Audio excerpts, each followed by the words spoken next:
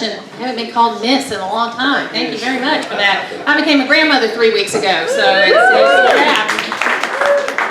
these things matter a lot more to me. You know, not that it didn't matter to me a lot before, but when you're holding that little 8-pound baby in your hand and the next generation, and you think, wow, we've got a lot of work to do. I just want to call your attention to the Z Politics banner. You know, we are covering all of the races in this area, but also if you have a news tip, if you are hearing about something, if you want to know about something, just email me at martha@marthazoller.com, and you'll probably see it on Z Politics. We launched it in April. We are now up to 6,000 unique visitors every single day. That is far exceeding most of the other Georgia blogs that are out there. You're not going to find a better assortment of stories and more Georgia news, and frankly, a really good site that looks great on your smartphone than you're going to find at zpolitics.com. So that's the end of my commercial there, but I hope you'll be a part of that and make us, and be a part of Z Politics. If you haven't gone on and signed up for our newsletter, please do that. Okay, today we're going to have a forum, debate, that kind of thing. I think those words kind of get used interchangeably. We've got roughly about 90 minutes here, 95 minutes that we're going to be talking. It's for this 14th State Senate District, and it's the special election that was created by Barry Loudermilk resigning to run for the 11th Congressional District. I don't know if early voting has started. No, early voting, Monday, early voting starts November 5th. Right, is the election. I'm doing this without a calendar, so that's good. November 5th is the election. What we're going to do here is we're going to have 2-minute opening statements by each candidate.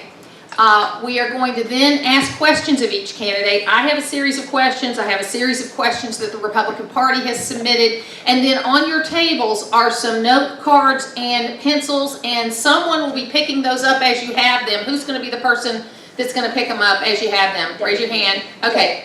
As you go around, if you have one, hold the card up and someone will come by and pick it up, and we will ask questions from the audience. I will, at my discretion, will ask the question. I'm going to ask every question you submit, but you might have several people submit the same question, so we'll try to put them together so that we keep things moving along and we get as much information as possible. You're going to have 2 minutes to answer each question. And then if someone is named in the question, in the answer, if there's an attack, if there's someone named, then at my discretion, we will allow the person who was called out, if you will, to respond for a minute, to be able to answer whatever the question is. So our goal here is to make these candidates look good, to get as much information out as possible so you can make an informed decision. Now, I know a lot of you folks in here have already made your mind up, okay? But there's also people out here that haven't made their mind up. And so we want you to be able to have that information. And one of the beauties of this kind of format is that you can really hear unfiltered these candidates. Okay, so joining us today, all the candidates that were announced in this race were invited to come. There were conflicts for a couple of the candidates. But with us today we have Dean Sheridan, Matt Lothridge, right? Did I get that right? And Bruce Thompson. I'm a radio girl, so I don't have to spell it right, but I do have to say it right. So I just want to be sure I do that. And we're going to start with a 2-minute opening statement. Again, we'll have 2-minute answers to questions, 1-minute rebuttals, and a 2-minute closing statement at the end. And we'll get to as many questions as we can. So let's start with Bruce Thompson for the opening statement for 2 minutes. First of all, good morning. Good morning. Some of you, okay. Start over. Good morning. Good morning. My name is Bruce Thompson. As you know, I'm running for District 14. I'd like to thank everybody for being here and also Martha for being our moderator. I've been described as a businessman that cares. I think it matters. C, you need to be compassionate and cooperative. A, you need to be held accountable for your actions, not only in your district, but down at the Capitol. R, we should be respectful. I think we should be responsible. And we should be a good example for our district and our state. And E, ethics matters. It matters not only in our district, but it matters once we get down to the Capitol. And we need to be engaged. Engaged not only down at the Capitol, but back in our district. I'm a product of the American dream. I've always been a Republican, supporting the principles of lower taxes, less government intrusion, and more personal responsibility. As a farm boy with very little, certainly not experiencing any privileged life as some, I learned that hard work honesty, and drive equals opportunity. An opportunity by the way of a wrestling scholarship to college. An opportunity to serve honorably in our military.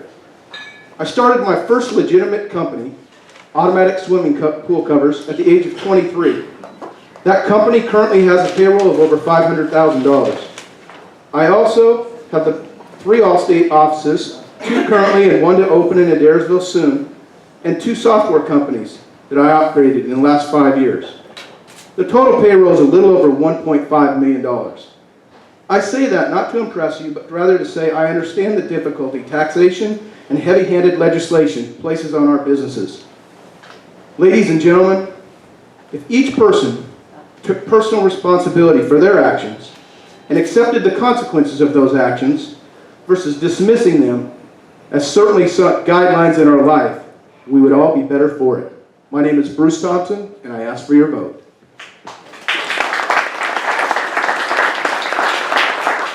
And I forgot to mention Lori is the timekeeper, so just as y'all are talking, just kind of look at her every now and then, just to be sure she's not waving her finger.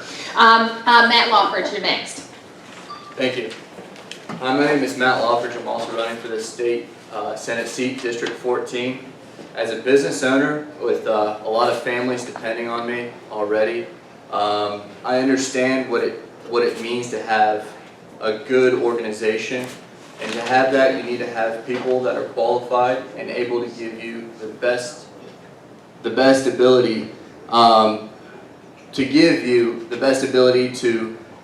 for answers when you have the tough questions. And I know how to surround myself with those types of people. On the economic development, that is one of the issues that I'm going to be challenging. It's going to be a public service to where we need to have less government. We need to get away from red tape that's stifling our businesses. We need to make sure we bring good jobs to this area, not just multiple jobs, but skilled jobs. As an elected official, I'm not the one that's going to be bringing the jobs. It's going to be my duty to let businesses thrive to bring those jobs here. Education is a huge passion of mine.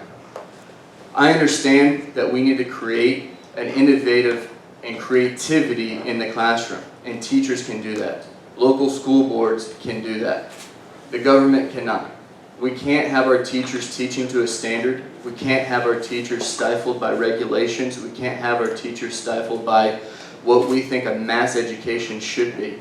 We need to have peer pressure in the classroom, and we need to have the ability for teachers to do that. Excuse me. Again, we need to have government transparency.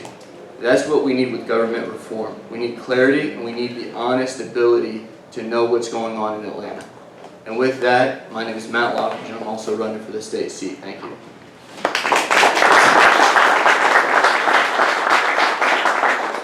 And Dean Sheridan is asked to be able to have a little extra time for his opening statement because he has an announcement to make. So Dean, we're going to give a little moderator privilege and give you just a little bit of extra time to make this comment. Thank you. Cherokee County Republican Party candidates, special guest, our moderator. I'm honored to have this opportunity. You know, in the course of human events, when politics comes to play a leadership role in one's life's experiences, mistakenly too often the needs of the few end up outweighing the needs of the many with unintended consequences. District 14 has many needs and an abundance of opportunity that have really no room for error. There are so many of us that have so much to contribute. Sometimes all of this gets lost in the minutia of egos, bad agendas, and whatnot, and lasting failures of goals and ideology we all have worked so hard to reconstruct, rebuild as it were, laying out the groundwork for those that follow behind us. It has been said that leaders lead, but true leaders give ambition for others to lead. For me, this race is about you, for all of you, the constituents in 14. I simply refuse to make this about me. Too often lately, factors, rumors, false accusations, opportunities of winning this race, I fear, are becoming just that. It is as if, politically speaking, the value of this race has taken on its own life within the race. Originally, as you know, my entrance in this race was a sprint that we can win, and we still can. This race is all about Cherokee County, and it still is. And I can't echo those sentiments enough. My greatest fear is that by continuing my campaign, in effect, we together will leave the door open for a candidate in the 14th race that does not hold our values and our ideology. Our core principles will split the upcoming vote in District 14. And with this, I refuse to take that risk for all of you. You know me as a doer, one who unites, a fiscal conservative, and a fighter. The business challenges my family must go through, combined with what I now believe is a prolonged campaign, is at risk. One the district and my family can ill afford to misjudge. With that, I regretfully resign my candidacy effective today. Personally, I am inspired by all the real hard work the last 2 years that I refer to as the new Republican Party in Cherokee County has done. In particular, the work Chairman Davies, along with the other chairmen, have done in the surrounding counties with our resolution reaffirming the belief in constitutional principles, transparency, and accountability to a constituency. In that spirit, if we really mean what we represent as a constituency, we must abide by it, and I will take the first step. I mean to live by it, by example, and we must put some teeth into our beliefs and ideas. If you read our resolution, specifically paragraph 5, it speaks to the Republican Party. Among other concerns about political expediency, I challenge each and every one of you to really read the entire resolution, noting that paragraph 5. What does it say to you when one of the candidates for District 14 has not voted but one time, once, in 16 or more years on the Republican ballot? This type of political expediency must now end. And I, in the district, need your help to make sure this candidate in 14 and the voting record become part of their record, along with their agenda, I suspect. This systemic concern has been going on in government for far too long. I think that I want to thank each and every one of you for sharing this special time with me today. And I will be serving my community in a capacity that you see fit in the coming years, being the most effective conservative that I can be. God bless you all.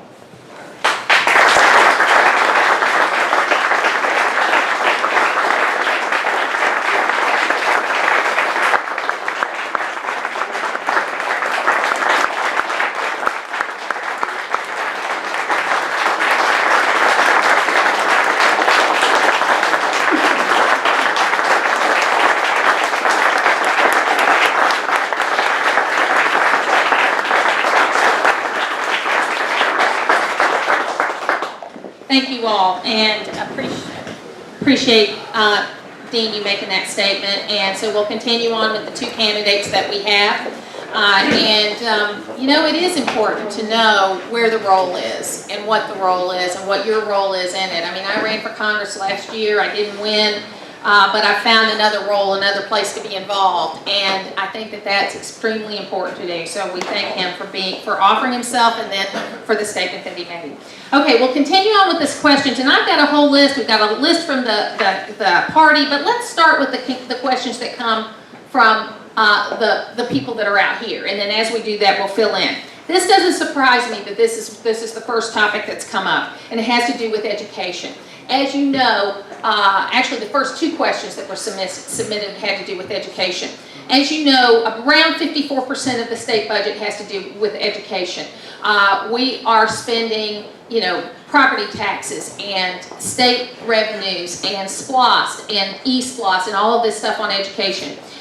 It's important and it's a big part, but we are less of a part on the state level of education, whether it be higher education or local education, than we've ever been before because of the tough economic times that we've been in. The first question is, and we'll start with Bruce Thompson, what is your position on school choice, charter schools, and the rolling back amendment? Rolling back amendment that was passed last year. Bruce Thompson. Well, first of all, we went from a race to a sprint to two of us sitting here, Matt, so it looks like we have the front table, just to you and I. So, that being said, the question is about school choice. First of all, let me make it clear. I think education rests at the feet of the parents. Parents are responsible for the education, not the government. Does the government play a role in that? Certainly. I certainly don't think we should expand that role, though. So let's first start with responsibility that belongs with the family.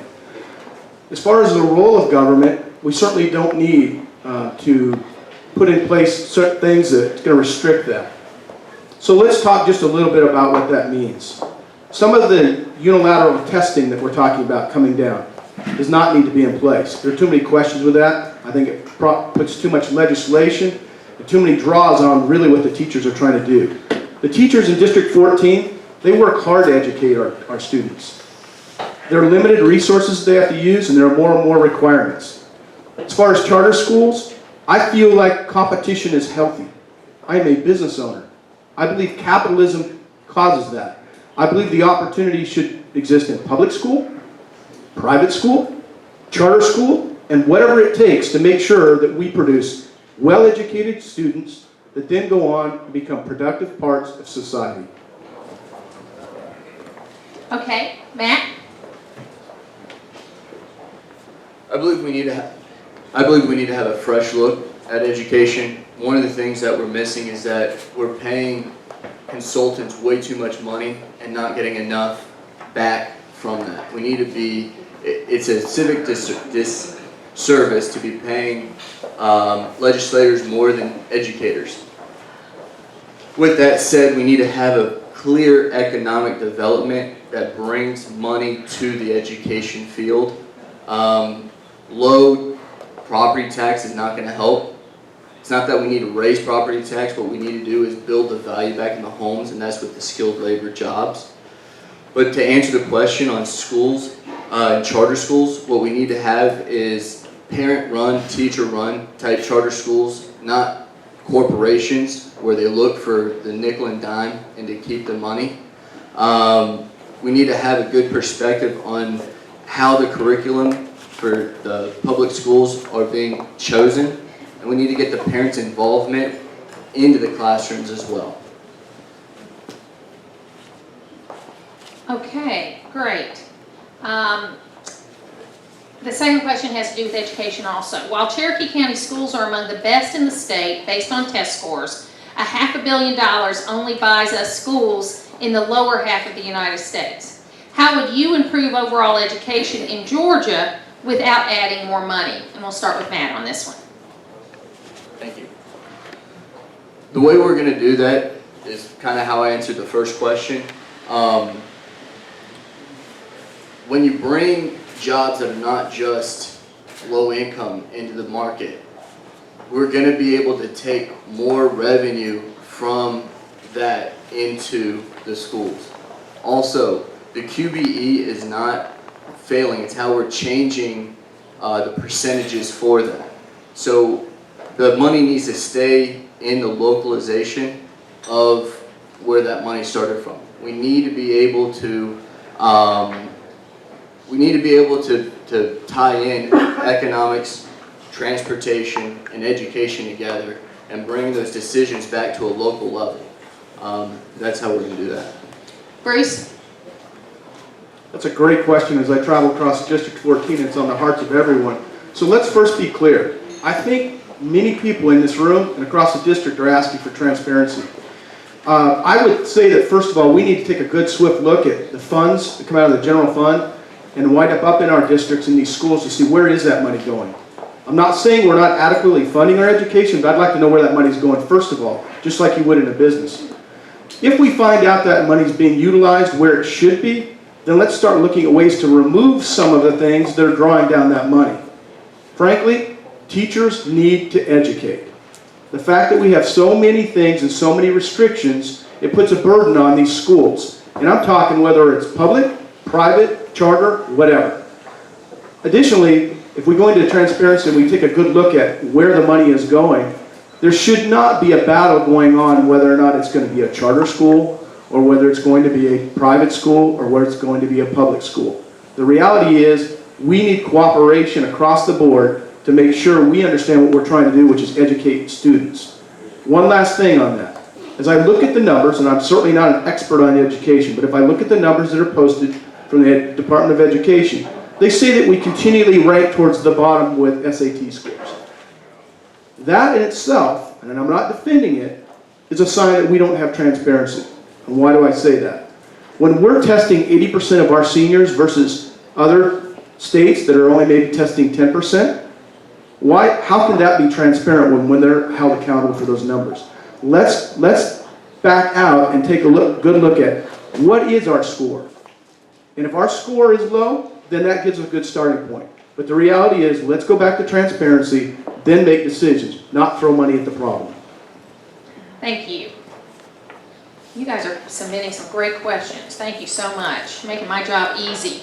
We'll start with Bruce this time. How would you vote on campus carry and church carry as it relates to gun carry? That's a Second Amendment question, and frankly, I'm a very strong proponent of Second Amendment. We have the right to bear arms. Let's be clear on that. When it comes to private entities, again, I'm not a fan of putting restrictions on those private entities. If you want to carry on a church, that church has the right, in my opinion, to post whether or not you could carry on that church. It's not the responsibility of the state or the federal government to tell us whether we can do that. As far as schools and or churches, it should go back and reinforce the laws that are currently in effect to protect the citizens. More legislation and more laws do not correct that situation. Again, guns do not kill people. People kill people. Thank you. Matt?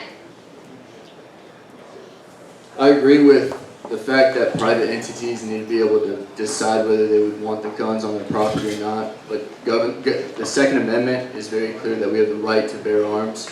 Now on the school level, I think that's up to the local school board and the local administration there whether they want to be able to bring those into the school. Now if that is the case, then the people that are carrying it need to go through the same regulation and same education and same training that a police officer would have to do and have to swear through the same type of commitments as they would. But I think that's a local issue for the parents, for the educators, and for the administration on whether or not they think that's a safe opportunity for their school. And we need to stick to our Second Amendment rights there. I want to follow up. We've got the president of Young Republicans for Georgia Tech, right? Or College Republicans for Georgia Tech here today. Georgia Tech's had an ongoing issue where students have been mugged, students have had, and as a mother of a son that graduated from Georgia Tech, I think what we're saying when we say, no, we're going to have a gun-free zone, we're saying, hey, come and mug these kids with iPads and smartphones and laptops and because they're not going to be able to fight back. So it is a local control issue. College presidents overwhelmingly oppose campus carry. They don't want that. So how do you kind of bridge that gap? And we're going to start with Matt, because these are adults on campus. They may have carry permits, they may whatever, but are we creating a situation where they're sitting ducks because we create this big gun-free zone? I agree, and the fact that the gun-free zone is only going to be for the law-abiding citizens, that doesn't stop the criminals to walk into those schools with guns to steal, whether it's iPads or money or anything else, or the safety of those kids. The school's a private school or a state school, that to me has to go back to the right of carrying. If they have the due diligence to go in and get the carry concealed permit, I don't see any reason why on campus outside they shouldn't be able to carry the weapon. Now inside the classroom, I think that's a different issue, and that rests onto the administration. Bruce. Certainly it's on the hearts of people that attend Georgia Tech and other institutions. But let's be clear. It's personal responsibility. If you attend Georgia Tech and you don't agree with the policies of Georgia Tech, then guess what? You have a vote. Remove the president, remove the administration, and don't attend there. But I don't think legislation coming down from the state is the right answer. It continues to set a precedence that will continue to intrude. I mean, our federal government was not set back during Washington so that we could continue to intrude and grow where we're at right now. Now, that being said, I sympathize. My daughter over here reminds me that she'd like to go to Georgia Tech and play tennis. I'm not a fan of sending her down there and put her in harm's way. But I can promise you, if that's a harmful place for her to attend school, we'll be attending a different school. Okay, great. This question is for all the candidates. Currently, the Georgia legislative body leadership rules the House. We have a large amount of legislators that have no backbone and will not stand up for constituents. Will you back the leadership and say no? And we'll start with Bruce on that one.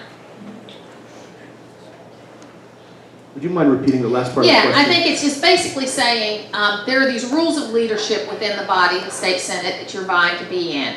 And you know, there's a lot of pressure that's put on members, new and old, to toe the line as far as the leadership is concerned. So are you going to stand up for constituents, and how will you stand up to the leadership and say no if you disagree with them? Is that a fair assessment of what you asked? I don't know who submitted the question. Is that a good analysis? Okay, we'll go. Yes, okay, good. Go ahead. It's something and assume it is, right? Because sometimes when I'm reading somebody else's writing, I want to be sure I get it right. Yes. So, first thing is we've got to make sure that we've got voters that are educated. I mean, the challenge we have is we have voters that are not educated. They're casting votes for signs, for commercials, for whatever. They need to be educated on who they're electing. When they elect somebody, they're hiring them, just like I would hire someone. And they're expecting them to do a job. So we should hold our elected officials accountable to go down there and represent the constituents of this district. If we do that and we hold them accountable, then this question would not even come into play. So to answer your question, yes, I would properly and represent the constituents of District 14. Not what my vote is, but what the district wants. Matt. Well, I can tell you that it's going to be easy for me to say yes to that, but the hard part is to tell you how and why I'm going to do it. Of course, you need to back the constituents first, but the way you're going to do that is through knowledge. Whether they're educated or not, the problem is knowledge to the constituents. So part of that's our responsibility as legislators to make sure that our constituents in our district is well informed. That's our responsibility, whether it's on our website. It's our responsibility to let them know of laws that are coming up, what it actually says, and not trying to get our agendas into the literature of that law, but to be able to understand what that law is clearly saying and all of the amendments below that law. So that's the true answer. It's a knowledge problem. So to back the constituents, we need to be able to be very clear with them that we have a lot of social media, we have websites, we have all these things, but if it's still hard for myself to get on the iPad and find out what a bill is and what it's trying to say, and I have to Google through 3 different things, that's not transparency. So part of my commitment on that is my website's going to have true transparency of what the law is actually saying on an easy read, and so we can make decisions together. Okay, this next question is from Matt Lothbridge. Says that there have been questions about where you live, whether you have an arrest record, and whether you have what your voting record is. And so this person wants you to address those things. Okay, I live, that person's not reading the newspaper. It's been very obvious what's going on. I live on the boat, currently found out that the Corps of Engineers for the lake that can't live there, so I moved to an apartment. So all 3 of those things have been in the district for over 2 years. Arrest, I was in a single car accident. I was avoiding deer and refused a breathalyzer at the time. Then when I got to the station, I asked for it and was denied. So it's a pending issue right now. So, you know, in this country, you're innocent until proven guilty, and I haven't had court yet.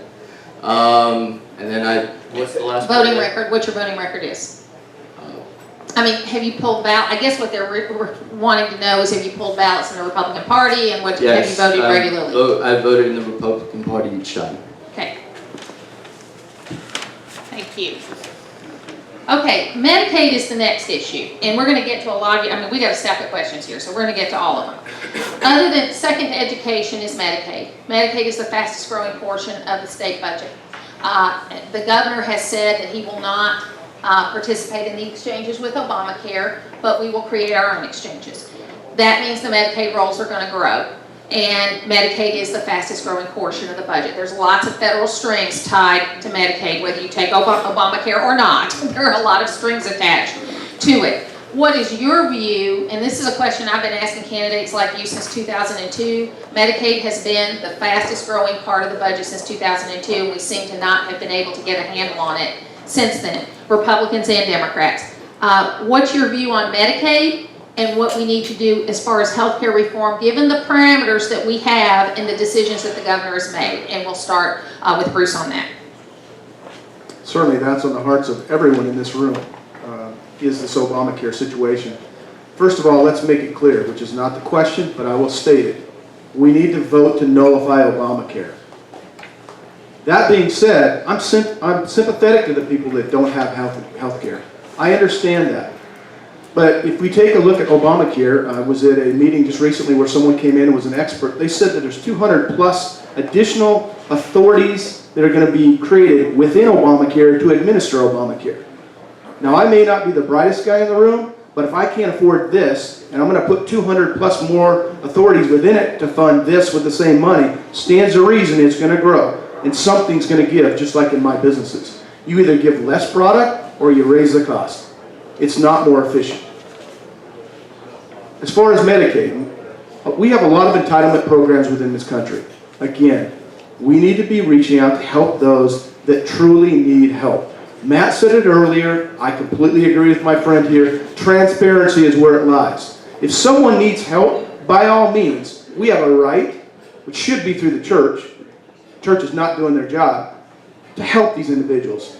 But it's abused. It's abused by people that continue to use the entitlements to be a way of life. It's abused because we have people that are not legal citizens here that use it as a way of life. We have people that are using it fraudulently to not only make a lifestyle for them, but to grow it. So let's go back, let's look at entitlements like Medicaid, let's see if it's used for what it was intended to do, but certainly let's not grow it. Thank you. Matt? Well, I really agree that Medicaid is a true entitlement, and I'm not a big fan of the word entitlements. I believe that things need to be earned, but people do go through tough times and need second chances and need some help. The program needs to be, like Bruce said, more transparent. People cannot live off of it as a lifestyle. You know, I've seen people on Medicaid that are using drugs and still have it. So the problem relies in that if we all can't, as a self-vested interest, fix that, then you know it's not going to go away, and you're going to be asking candidates till 2030 about Medicaid, and it has to stop at some point. And I believe that it needs to start with true constituents getting out and doing what we're doing here and asking the tough questions of that we need to take this, tamper this back to people that truly do need it, and also what Bruce alluded to, the private sector, such as churches, such as organizations, they're out there too. And there's plenty of examples where we can rely on them too. Thank you very much. With all due respect, any legislative folks here that are elected with this next question, people that have been, over the last 5 years, that have been elected to the Georgia legislature and to the Senate have liked to tout the fact that they cut $5 billion out of the budget. Now, we have a balanced budget amendment, so they had to cut $5 billion out of the budget. The last 2 years, they've added about $1 billion a year back into the spending. Is it your goal to get the budget back to where it was? And I've asked every candidate this question everywhere I go. Is it your goal to get back to $22 billion, which I think that's the reason why we threw the Democrats out in 2002, because they were spending like that? Or is it your goal to streamline government and to to be able to have a more streamlined government. Because it seems to me that what the legislature's doing is just adding spending back. And I'm not saying we don't need to do that to some degree, but what's your view on the budget? And we'll start with you, Matt, first, Matt. It needs to be streamlined. It needs to be where, first we need to be cutting what we don't use. We need to look into the general budget and find out what is going on, where's this money going to, and put a true microscope to it. But at the same time, we have to treat it like a business.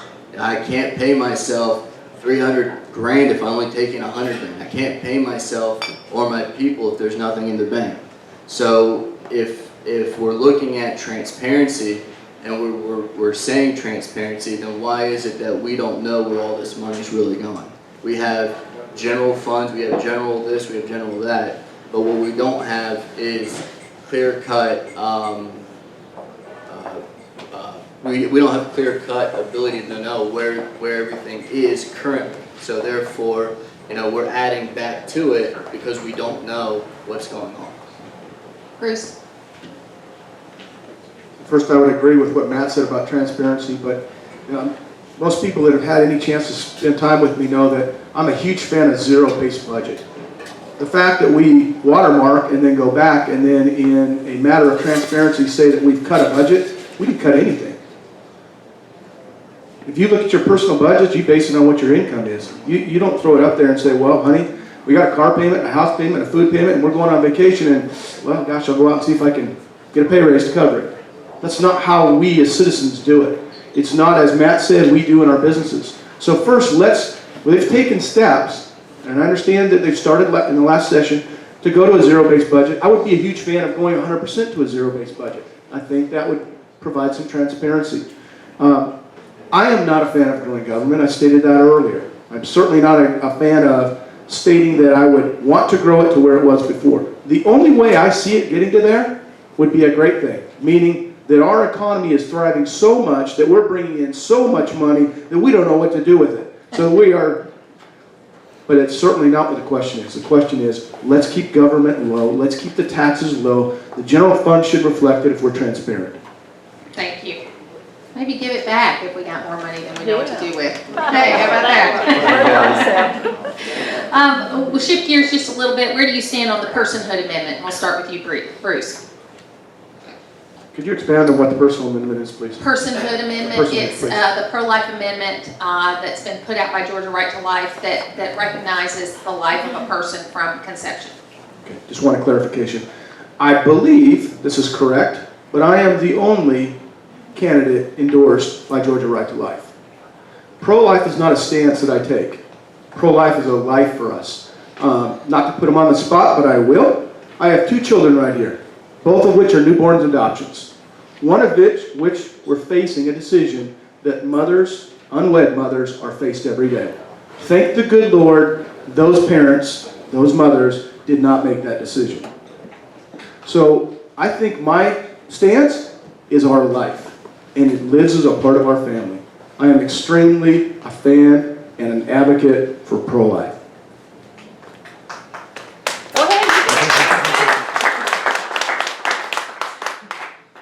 Matt. I think it's a pretty simple question. I think I'm pro-life as well, and life starts at conception.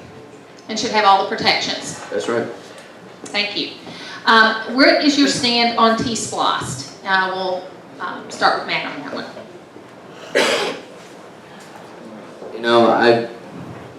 I would say that I probably would vote against it on this next one coming up. I'm not for just putting nickel and diming more taxes onto legislation and to get something moving. And that's my current stance on the T-Splosh coming through. I think it goes back to what we've talked about all morning, and that is transparency. If there's a T-Splosh amendment that comes up, the T being the transportation part of the SPLOST, first of all, I think it should be done at a local level. If the constituents here in District 14 decide they want to put a T-Splosh up and they want to vote for it, by all means, it's their decision. Okay? If it's something that's mandated that's pushed down, I oppose that. We need to look at a couple of things that are on the hearts of people. Education, we've talked about. Transportation, I promise you, Matt, is in that stack over there she's going to ask us about. It's a disaster. Somehow we've got to figure out how we're going to address that. If the constituents want a T-Splost, and they want to impose it on themselves, and they want to vote for it, who am I to stand in the way of that? Thank you. To shift gears just a little bit, if you're elected, how will you interact with constituents on a regular basis? What kind of format will you use, town halls, that kind of thing? What will you do to interact? We'll start with Bruce. Yeah, that's something that my candidacy is already exploring right now. There are a lot of opportunities with town halls, e-town halls, open phone lines, all of those kinds of things. If you remember earlier, I said care, cooperative, accountable, responsible and respectful, and engage with ethics. We plan to be very engaged. I think one of the challenges that we have, and I heard it from not one of the candidates that is here today, but someone else that said they have a phone that's for their candidacy, but they don't answer it because so many people have called and the media and so on. Now again, it wasn't someone in this room. Think about that for a second, ladies and gentlemen. If we're afraid to answer the phone now, what are we going to do when we're in office? Matt and I are interviewing for a job. I mean, let's face it, we're interviewing for jobs. May not pay well, 17 grand, but it's interviewing for a job. There's a saying, past performance is indicative of future results unless there's a radical change. So, to answer your question, I will be very available, and I certainly will answer my phone. And I will be available as much as I can, and if Cherokee County says that they want a town hall here, or town hall meeting here, that's what we'll have. If District 14 segment Bartow wants a town, we'll have one there. The constituents should tell me what they want. I shouldn't be telling them what they want. I agree with easy accessibility. I agree with town halls. I agree with town hall meetings. I agree with any form the constituents want to get together to hear me and where I stand on different issues. But the proactive nature that I'm going to take to be accessible is like on my business cards up at the front. My cell phone's on there. My personal email address is on there. That's never going to go away. The second part of that too is returning those phone calls, so it's easy to put that out there, but to make sure you get back to the person in a timely manner is very important. The other part behind that too is on the website. Once elected, my information is going to go away on the front. It's going to be strictly about what's upcoming in Atlanta, how the laws are going to be read, so that knowledge is very easily accessible. And obviously you can get through me to the website, but both Bruce and I are preaching transparency, so that's part of the key is to be accessible with that too. Great. Ethics has been a topic that's been in the legislature for the last 3 years. We voted on an amendment last year. The Georgia GOP was able to place that on the ballot, passed by something like 87% regarding ethics reform. There was a bill passed last year that was half a loaf, not necessarily everything you want as far as ethics is concerned. There are one state representative and one state senator that are under indictment now for unethical behavior, and we don't know where that's going to go. And again, they're innocent until proven guilty, but it's not a happy time when you have a sitting state legislator or two indicted in federal court and in state court. So in 2012, Cherokee County sent 2 new House members to the Capitol who refused lobbyist campaign contributions and gifts. Will you commit to do the same? And then the second part of that question, what do you think needs to be done as far as ethics? And we'll start with Matt. Okay, so the first part of the question is about lobby money, right? Accepting lobbyist money, yeah, yes. No, I think taking financial or gifts from any group is not on the best part of the constituents.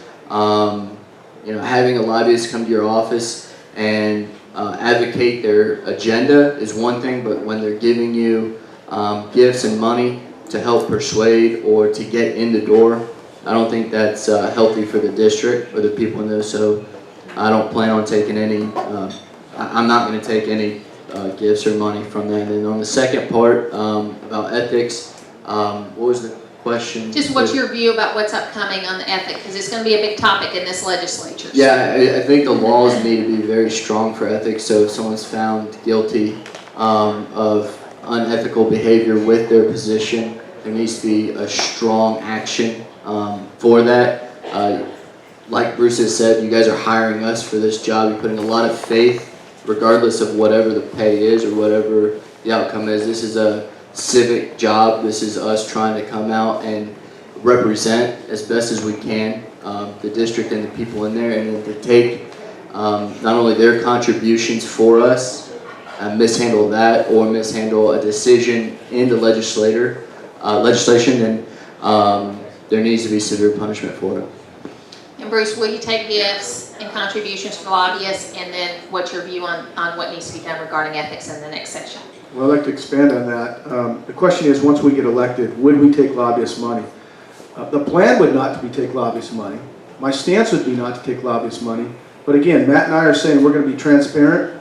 I don't know what will happen if we get into legislation and someone shows up as a lobbyist at one of our events, but I certainly would not plan on taking it. So I don't want to stand here and be held accountable because somebody slid some money in. But our stance would be, we're not going to be influenced by lobbyists, okay? Because I know that this will be aired and someone will try and hold you accountable for that, and I have no problem with being held accountable. But our intention is not to take that money, okay? And I believe you would agree with that. Let's go back to ethics. Ladies and gentlemen, you cannot legislate morality. You cannot do that. We can try all we want, but morality comes from your passion and your convictions in your heart. Am I a fan of the things that have been implemented? Absolutely. But I think Matt and I will both agree, we're a fan of having the zones where you don't carry a gun, and we continue to see that as well. People that have unethical behavior will continue to have unethical behavior.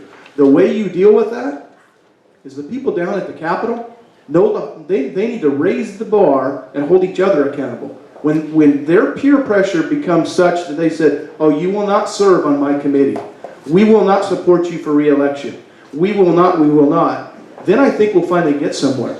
Am I okay with a $75 lobbyist gift that's been instituted? Sure I am. The problem with it, it doesn't go far enough.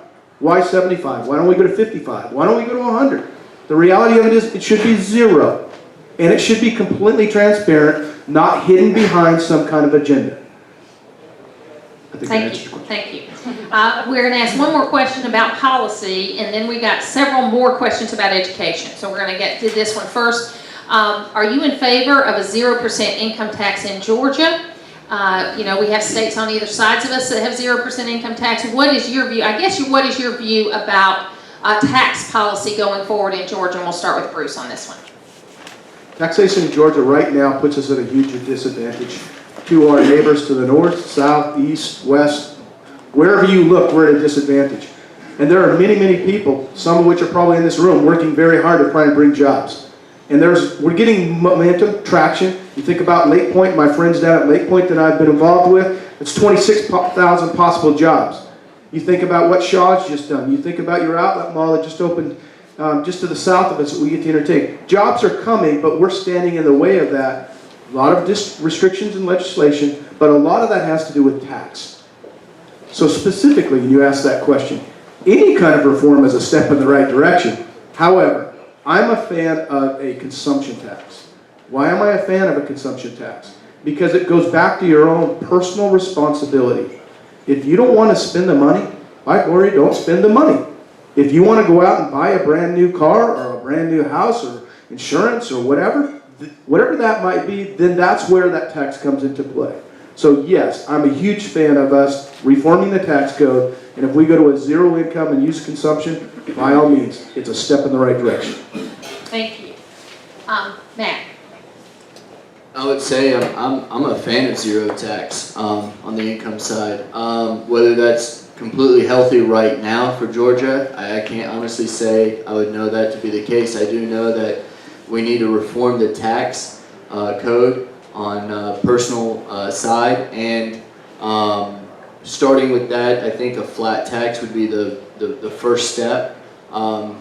Get away from loopholes, get away from the ability to hide where you're putting your taxes, where you're putting everything else. So, part of that first day getting in there is understanding the true budget for Georgia. But tax reform is a huge thing that is dear to a lot of people's hearts here.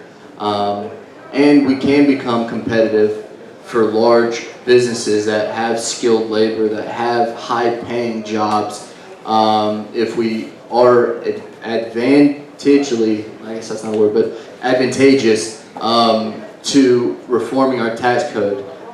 That's a big thing for large companies, and we need to make sure we don't lose them because of how our tax code is written.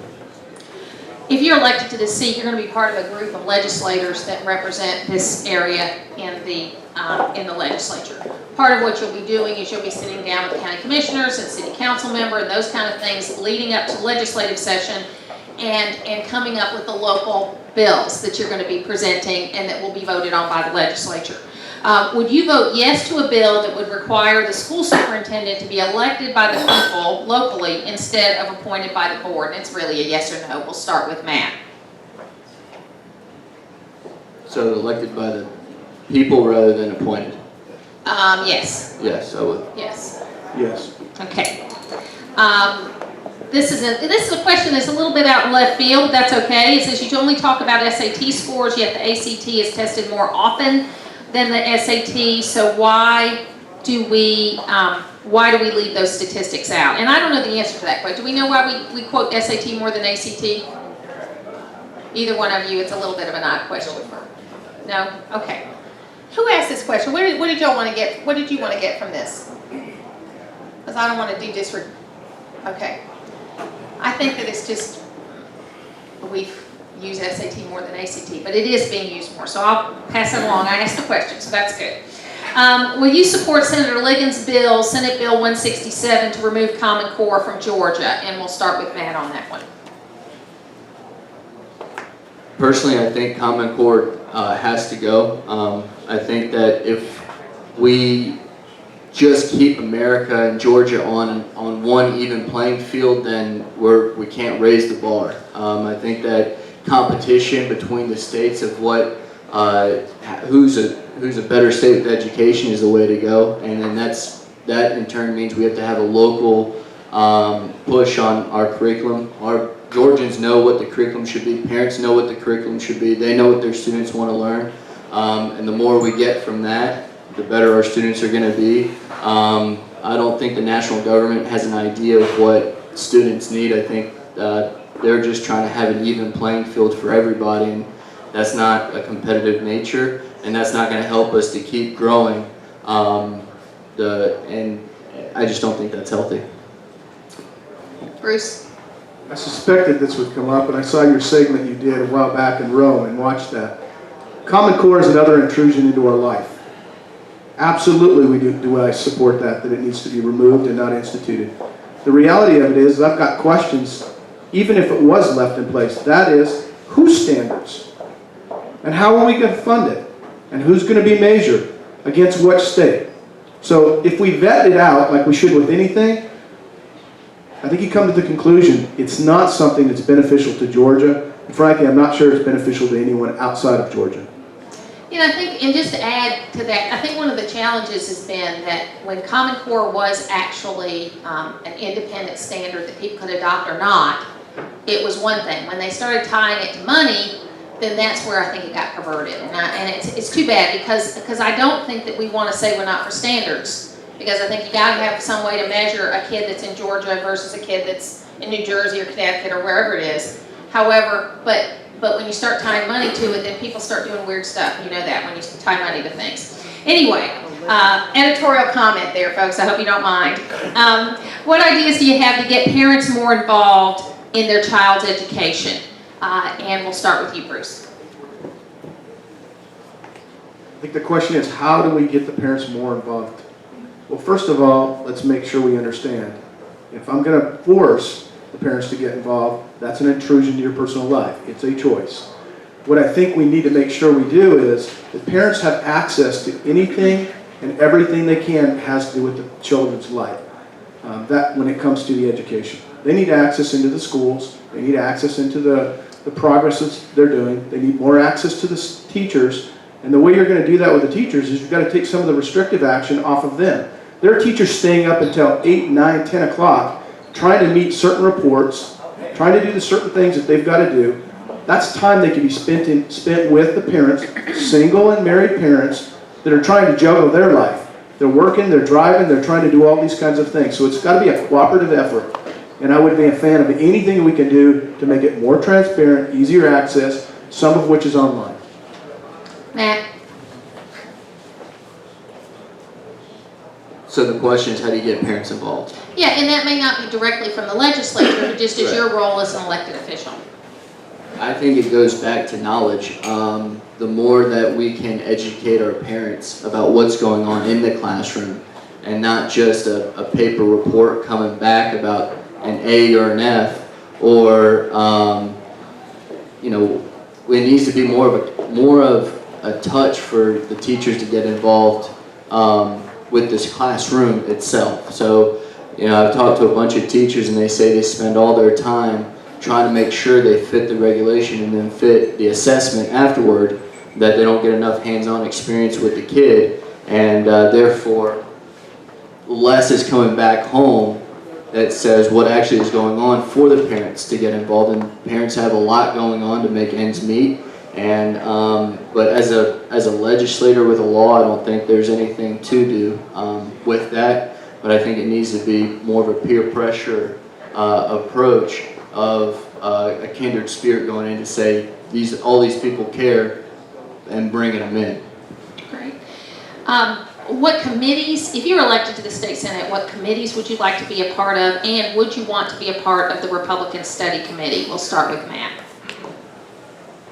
The committees that I feel would be best suited for me would be education, would be finance.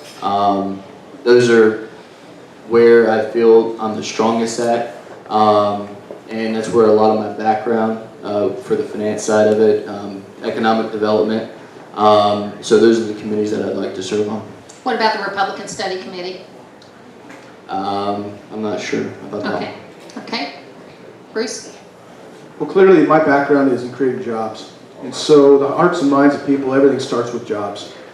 Jobs going to create revenue, it's going to create the ambition for people to get after it. So clearly I'd like to be on the economic development side. The next thing that's facing District 14, if any of you have spent any time, which you all have when you drove here, 20 is a disaster. I live on it.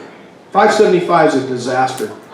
The new outlet mall you have right there, it's awesome if you can get inside and shop, but most of your time spent outside trying to figure out how you're going to get in or get through. 75, we're proposed we're going to have, 4.5, 5.5, 6 million visitors over the next 10 years on there. It's a disaster. 140, I can go on and on and on. So not only is it something that I want to spend time on, it's passionate on the hearts of everyone. And if we don't address it, ladies and gentlemen, it's going to affect the economic income, because it's a way of life. It's a way of life for us, the quality of life. It's also what companies look at. They look at whether or not they can move their goods and whether or not their people can get to work. So both of those. And your last one, if I have the honor to be able to spend some time with people that are currently on that committee, I would love to be a part of a study committee. Great. And Bruce, this question is for you. You're a leader in the Chamber of Commerce, and the Chamber pushed T-SPLOST very heavily. Will you allow the Chamber to influence you? Yes, I did have the privilege of serving as the chairman of the Chamber of Commerce, where we did some great things over the last couple of years. I'm like the cow that's kind of let out into the pasture. I'm a past chairman, which you really have very little influence, so I'll come off of that. Will the Chamber influence me? The constituents will influence me. The Chamber doesn't hire us. The Chamber is an institution that's charged with what they're charged with. And so their influence onto me would be, the answer is no. It would be what the constituents want. If that aligns with the Chamber, then yes. Were you chairman while they were pushing T-SPLOST? Yes, and thankfully, as you know, as a chairman, you're not forced to vote unless there's a tie. Right, okay, very good. So you weren't out there advocating for T-SPLOST? No, ma'am. And your role, okay. Just wanted to be sure.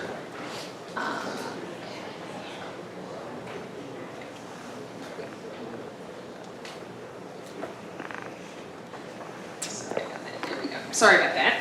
Okay. Oh, good. Okay, good. All right. Thank you. That was good. Thank you. Let's see. Transportation follow-up. Do you support hot lanes, and what are your ideas to improve that? And let's start with Matt on that one. That's a good question. I personally like the hot lanes, but is it advantageous for everybody to be able to use it? I don't think so. I think that HOV is a better option.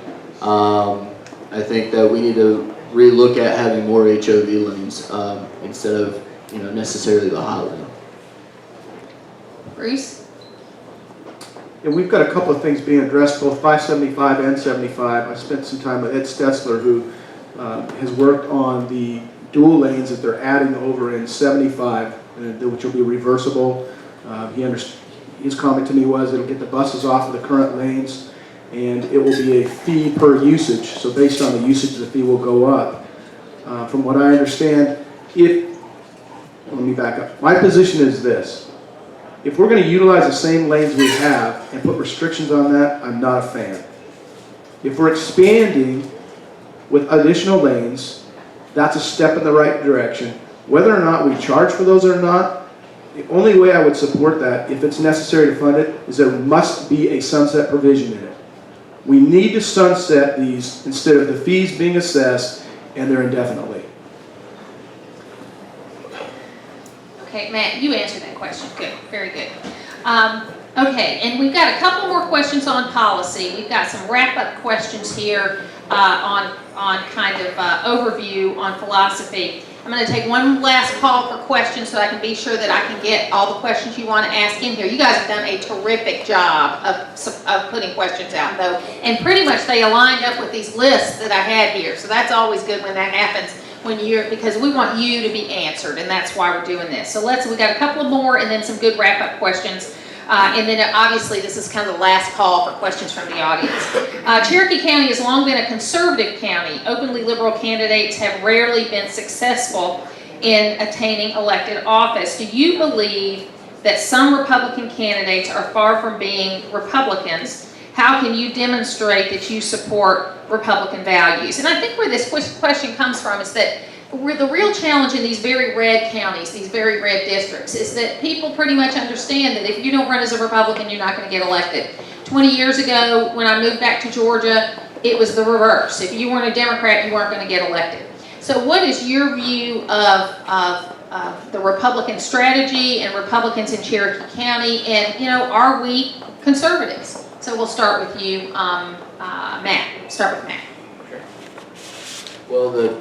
Well, whichever way you put on the ballot, I don't think is the right way to become a candidate. But forums like this is how you're going to be able to step out and prove your conservative values or your non-conservative values.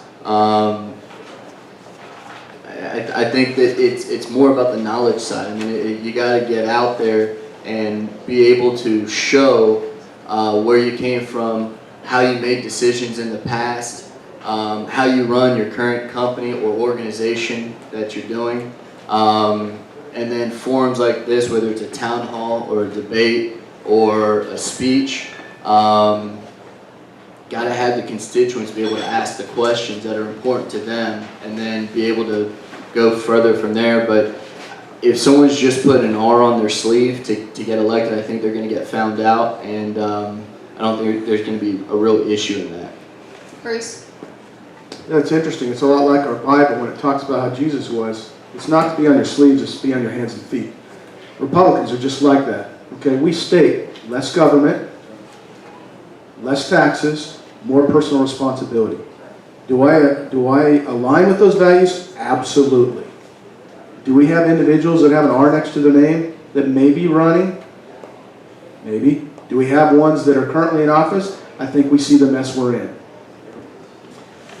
And speaking of that mess we're in, it goes in perfectly into this question. What's your take on the current stalemate in Washington? And what do you think the National Party and our representatives have done well and have done badly? And you don't have to name names. Let's go to Bruce first. Okay, names. One thing I've found is it's really easy to cast stones at people when you're not there. So I'm going to be hesitant to call out names, which is good. But I will say this.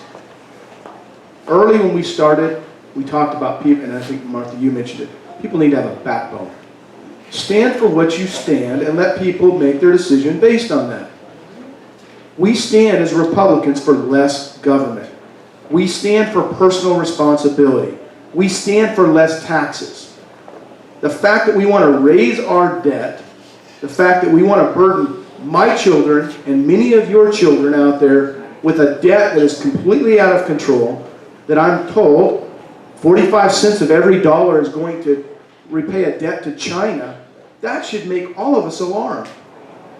So what do I think about what's going on up in DC right now? I think I hurt for the people that aren't getting their checks. I'm sympathetic to that. But sometimes the pain is for the good of all of us. So I think, as I said before, in the care, see as cooperative. When whether it's Matt or myself, or I guess we have Dwayne and Nicole left, if one of us is sent down to the Capitol, to the Assembly, there's an expectation that should be put on us to cooperate not only with our party, but those that maybe don't agree with us, to represent the people up here. You don't compromise on principle. You compromise on the fact of what needs to get done. Okay, Matt? I would first agree with you, don't compromise on principle. What's happening in DC to me is a true testament of a lack of leadership. The definition of leader is having people follow you, being able to stand up for what's right. Backbone goes into that, but to cause a true stalemate is in no one's benefit. Whether it's the future of what we're trying to accomplish or currently going on today. This problem didn't start on October 1st. This problem started well long ago. So, the quick fix isn't going to happen on the, I believe, 16th or 17th that they're alluding to.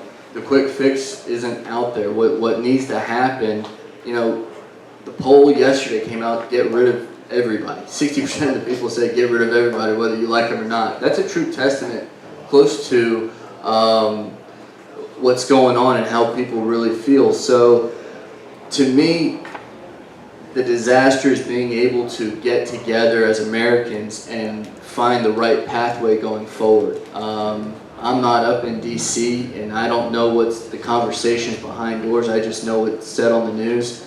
So to allude to whether someone's doing a good or bad job, specifically I don't know, but I do know that the future that we're going in is not healthy. You can't have complete stalemates throughout a tenure. And that's not being a leader. So we need to get people that are leaders. We need to get people that are up there to be able to change the course that we're currently on. And part of that is being able to sit down at dinner with the Democrat or Republican that is against you. Being able to run a business where all your employees aren't going to agree with every decision that you make, but that you make a decision and being able to create a culture that they follow you in and you're successful at, that's what's needed in DC.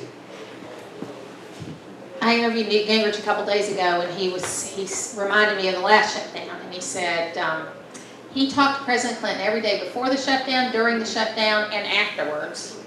And that's just not happening now, and that's a problem. That's a problem. You ought to be able to sit down and talk.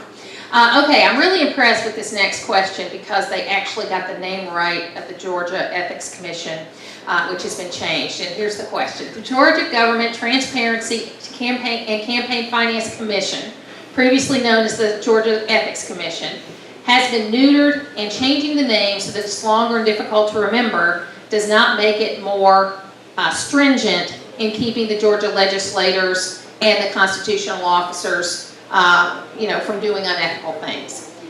Transparent activities, we talked about that a lot. The GGT and CFC, is that right? Did I get that right? Does not need to be appointed by the executive branch. What do you think about that? How do you police yourselves? How do you police yourselves with an ethics commission?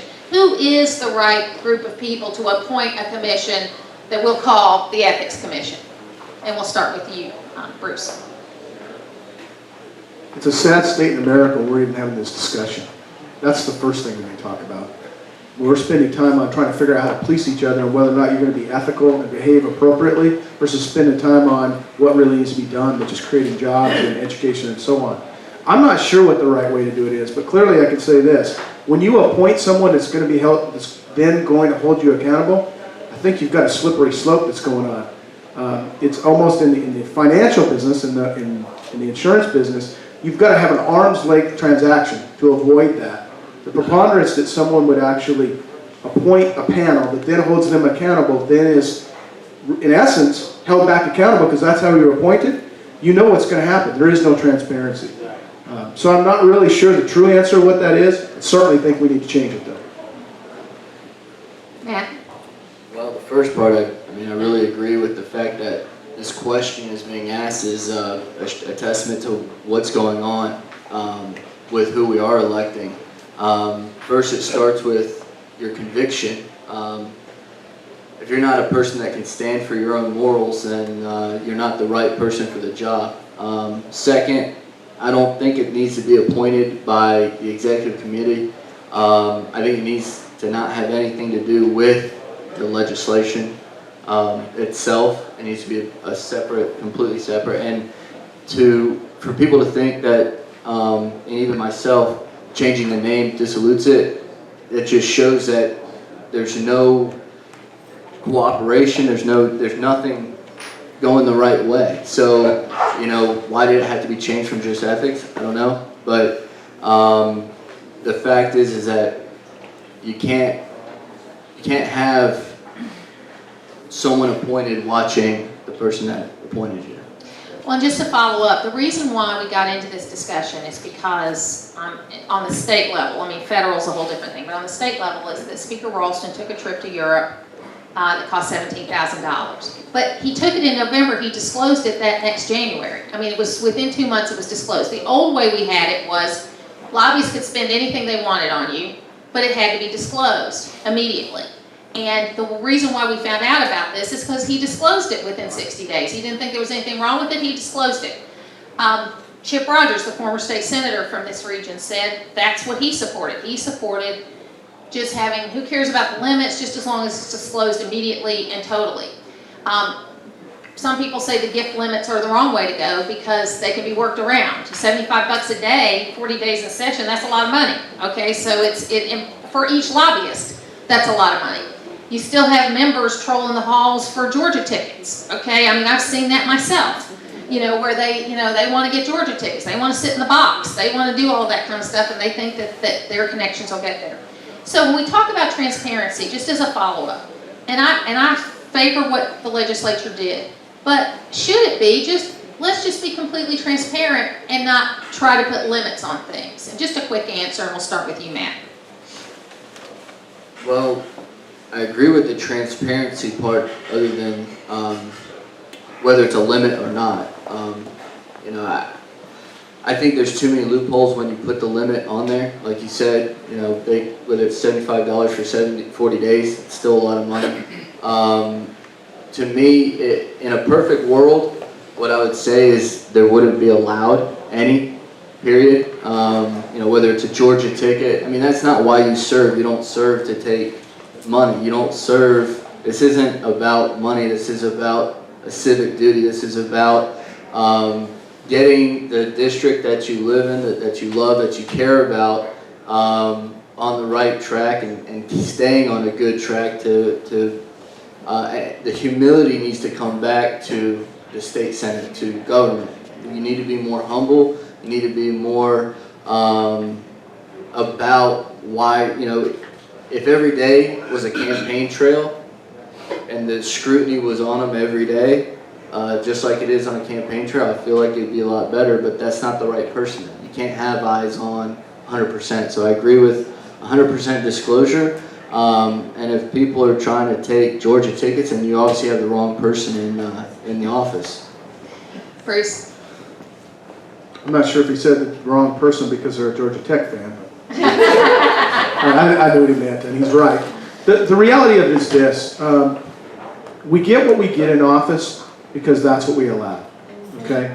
Now, I know we have media in the room and media friends in the room and so on, and some of which will hear this and so on. The fact that we have elected officials, some of which, they're not all bad.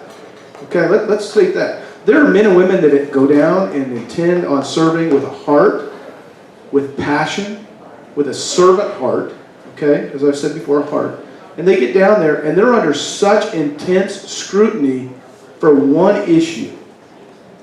That what happens is, I mean, Matt and I can attest to this going through this campaign trail, that you're under so much pressure, there are a lot of good people just won't run. Okay? So I'm not saying that you don't hold people accountable, but at the same time, when we have people that want to go and they want to run, but yet they've got to raise money because they're constantly having to campaign because a one-issue situation, they're under attack, they're under attack, they're under attack, and people are aligning, and lobbyist groups are aligning, and certain individuals and groups try and pick their candidate and so on. That's not representation of people. It really isn't. We need transparency, as we just talked about. Would I be a fan of, I think, limiting it totally or leaving it wide open? I'm not really sure. The whole thing's broken, to be honest with you. What we do is we circumvent it with little steps, which then what happens, we have an end around, we have a workaround as we talk in our software business. If it doesn't work, instead of fixing it, there's a workaround. And that's all that winds up happening. Thank you. One more Common Core question, and this is really just a yes or no, and this is from the audience. It says, let's be honest, one size fits all means that nobody gets an exact fit. Do you agree with this statement, statement of not customizing education to the needs of our children? We'll start with you, Bruce. Can you repeat that one more time? Yeah, let's be honest. One size fits all means that nobody gets an exact fit. Do you agree with this statement? And how do you customize to children? The great thing about America is one size does not fit all. If we want to do that, then let's go to oh, that's right, we're headed that direction. Let's not go to a socialist or communist type country. The great thing about America is that we have the freedoms that if you work hard, the American dream, which I'm a product of, I grew up with very little means, had an opportunity, worked hard, and attained something. When we all of a sudden do a distribution of wealth, whether that's education, income, whatever that is, you take away the incentive for these young people to work hard. I mean, let's cut to the chase. The reality is when you take an incentive away from people, most people then will not do it. So I don't think one size fits all. You know what? If our Common Core comes in and it has certain standards in there that is a one size fits all, is that what we really want as Americans? I think not. Thank you. Matt? The situation I really dislike the most is when you go buy a hat that says one size fits all and put it on and it never works. And that's how this Common Core thing is. We have to get to where education is a competitive nature. Why did we take that out of the ring? Why is education a competitive nature in every country but us? Why are we looking for programs like, and we all, I hope, disagree with the No Child Left Behind, with the core, we have to get away from that. We have to get to where education is a big parental push, a big support to the teachers so that they can get in and really get to the meat of the classroom and get away from trying to figure out if they're going to be assessed wrong because of different factors. So it's a localization, but the answer is one size definitely does not fit all. Okay. If elected, what will be the substance of the first bill you intend to introduce? We'll start with you, Matt. My first bill? I really don't know. I mean, there's a lot of things I want to champion right now. A lot of that's on the transportation side, education side, economic, tax. There's a lot of things I want to do. So right now, I honestly don't know what the first one will be, but I know that the first one and all of them will be, there's going to be a set standard of how I'm going to do it. You write it, you make sure that you write it and you make sure that it fits my own beliefs to where I can go to bed at night, and then let it go to people that you trust and that are experts at that more so than yourself, and are more involved on it on a daily basis to help you with that decision. Even though education is a passion of mine, I never was a teacher.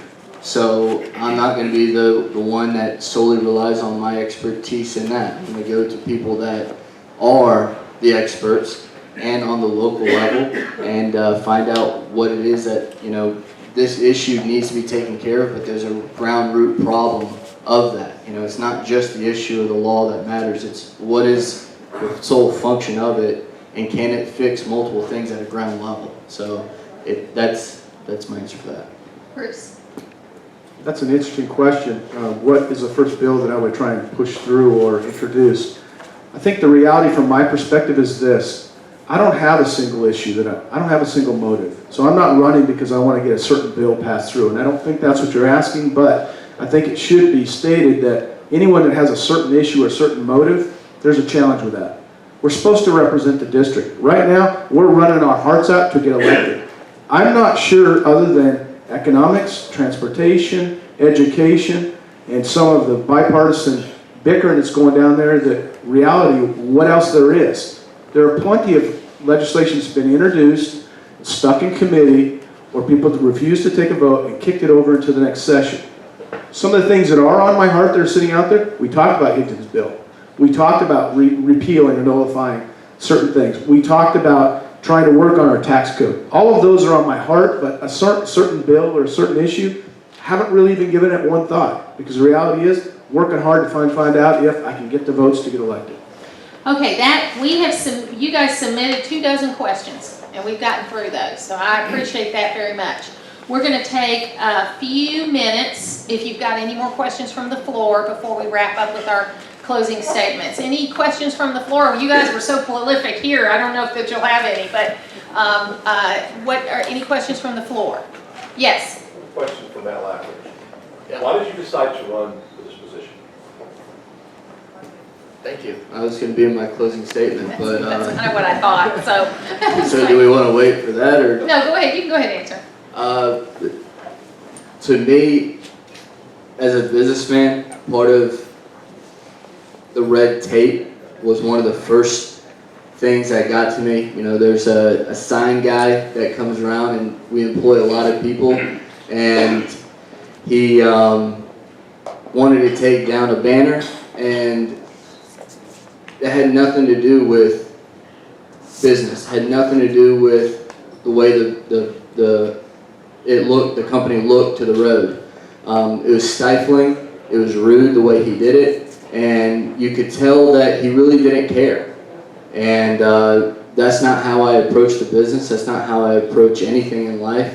And why I wanted to get into this role is that the Senate is a very important position.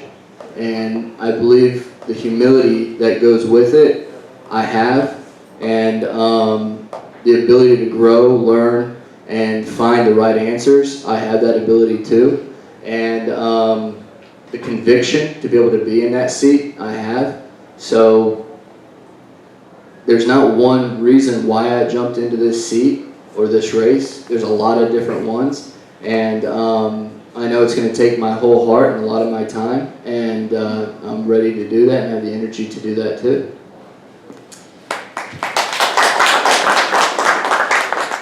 Yes, back here.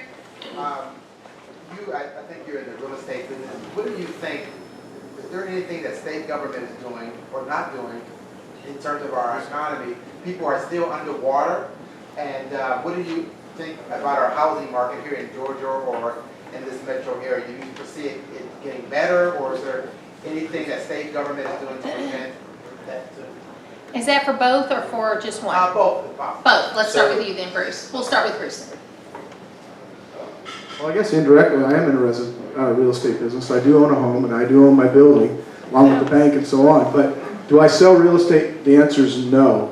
So beyond that. But what do you think about the markets and what's happening with the real estate markets? As far as If there's a values? role, if there's a role for the state government to help with that. Every time we allow the state government and federal government to intrude in our personal lives, we know what we wind up with. If they want to do something, create an opportunity where economics thrives, and it will push the values of our homes back up. Yeah. Matt. The answer is not what the legislation can do for property or real estate. The answer is how can we make sure we bring large companies, keep getting small businesses to flourish, letting small economic drivers within communities and within the state push higher income to come into the state. So therefore, we can go back to using houses as an investment rather than a cost-based structure. So too many people today look at their house as an expense and not as an investment. So the answer to that is, are you looking at your budget as my house is $800 a month, so now I get to go take this to buy groceries, or are we being able to have an economic development within our community first, within our towns, for small businesses to thrive, create a stepping stone for the employees and for themselves to grow the business and to jump to larger companies and bigger companies, so that as they grow with the house grows with them. And that way, too many people get the better job, but because they're afraid of the economic structure, they're not willing to grow with their house and say, okay, I'm ready to retire at 67 years old and I'm going to sell my house, get 20% of a profit, use that, get to a smaller house and open it up for next generation behind me that's growing their family. So the cycle's broken, and the only way we're going to get that cycle back is through being able to transition education, economic development, transportation, taxes, all of them together. They work together, and when we actually be able to understand that and work towards that as a goal, then you're going to see a lot of things rise, and property is just one of them. A follow-up to that might better address what that gentleman's question back there. I'm old, so I can't quite see you, but is property taxes. That's one way to be able to help this. Is right now, with the way the economy was, there are less and less people can afford a home. And I don't think it's an entitlement to own a home, so please don't misunderstand me. But with rising property taxes, which I understand, we've got to fund things, but if we could do some way of phasing that out or reducing those, it might give the opportunity for people to then go into the market to buy, which then we know how capitalism works. It's supply and demand, which will push our values back up. So back to kind of what Matt was saying about taxes, is if we could address the property tax issue, that would be one way we could do something. All right, and Laura, do you have a question? I just want to say, we need jobs though in order to be able to own a house and then to be able to pay the taxes. The jobs is key to all the economy. All right, one more question? Yes? Jobs is not necessarily the key to the problem. I've read the MOUs for Lake Point, for Shaw, for Caterpillar. I'm a senior citizen on a fixed income. You bring 20,000 people in with a family of 5 making $40,000 a year, the infrastructure is going to cost me and other senior citizens. Fire, schools, roads, sewers. We need to think about this when we're talking about jobs, and they need to be good jobs. They need to be jobs that they're going to pay taxes also, as well as me. I'm so passionate about it, I can hardly get it out, because nobody's paying attention to that. Jobs, jobs, jobs is all I hear. That doesn't work. They have to be good jobs. That's right. If you read a memorandum of understanding, they gave away Lake Point. They gave away Bass Pro Shops. They gave away Shaw. It's ridiculous. I'm paying for it. All right, we're going to wrap up with our closing statement, and Bruce started last time, so Matt will start and Bruce will finish.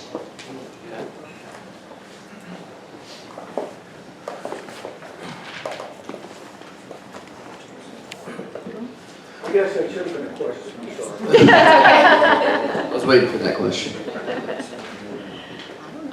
First, I want to thank everybody that's here. The ability that on a Saturday morning, you guys came in to listen to Bruce and I thought it was going to be more, but Bruce and I really shows a testament to what we really need. We need active citizens, not just active politicians. We need active constituents. We need knowledge. Knowledge is really, in my opinion, what's going to fix a lot of these problems. The more people know, the more they're going to get engaged. The more that they're engaged, the more questions they're going to ask. The more questions that you ask, the better the next question is going to be. The answer is sometimes irrelevant as long as you can always ask a better question. and the better questions are going to get the transparency that we need. So to me, you know, having this forum in the morning just shows how dedicated Cherokee County is to understanding who we are as individuals and how we're going to handle different policies, different philosophies, and situations. But I think this was a very good forum. I think that appreciate the true nature of Bruce and I. It's not a negative attacking forum. No, it was strictly to the point. It was able to be easily accessible for everybody to know and make a decision whether you've made one or not. And I really appreciate the more questions coming from the audience and the questions that were staged for the moderator.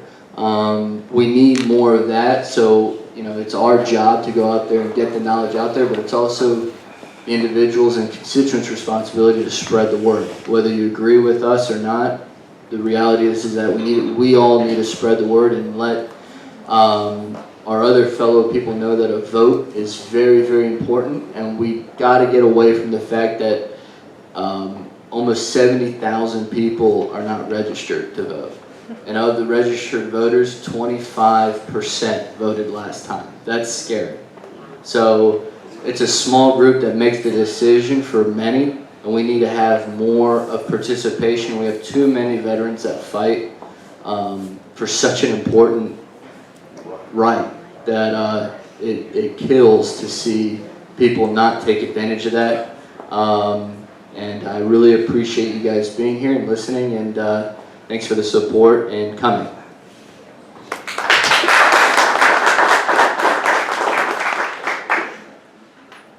I would echo what Matt said, first of all, by thanking everyone for getting up and participating today. Martha, thank you for coming over. I'm sure you had to come across 20 or unless you went down, so you've experienced what we talked about today for the GOP and others that put this together, Lori and Rick. What I'd like to say is this. This was not a sprint for me. I started in this race prior to Barry resigning. It was a decision that I'd make. I'm a calculated person that makes decisions. Maybe it's my military background. Maybe it's my opportunity that I've learned as an entrepreneur. Maybe it's the chamber. I don't know what it is, but I think our motives come from our heart. So it's important for you to understand that this was always going to be a long race. At the end of the day, the voters will make the decision on who they want to represent them. The one thing that I ask people to do is this. First, look at the candidates and find out who first most closely aligned with your values. Second, look at the candidates and which one is most experienced to address your concerns. I believe I'm the candidate that can do that. I may not align with all of your value systems. I am a very strong conservative. I am pro-life. I am a born-again Christian, very involved in the church and giving back to the community. Maybe that doesn't align with your values. So go to the second one. I am an experienced businessman. I haven't just served on boards, I have been the chairman of these boards. Some of the same boards Matt's had the opportunity to serve on as well. The Etowah Scholarship Foundations, the chamber. I'm the outgoing personnel chairman of First Baptist Cartersville. I have the experience. I'm at a point in my life, I'm 48 years old.